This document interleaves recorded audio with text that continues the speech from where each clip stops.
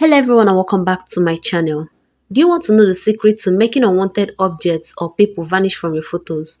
Stay tuned and I will show you how to remove anything from your pictures in just a few taps using Photoshop. Firstly, download and install Photoshop from the Play Store.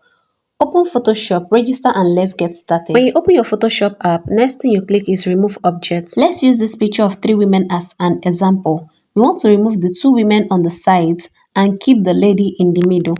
Select the brush tool, increase the density and brush over the objects you want to remove.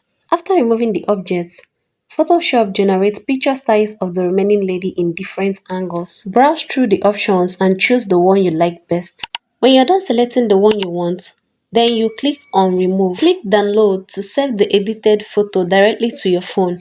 That's it. You've successfully removed unwanted objects from your photo using Photoshop. Try it now and show me your amazing edits. Thank you all so much for watching. Please do not forget to subscribe, like, leave a comment and share this video. And also turn on your post notification bell to get notified once I drop another video. See you guys in my next video. Bye.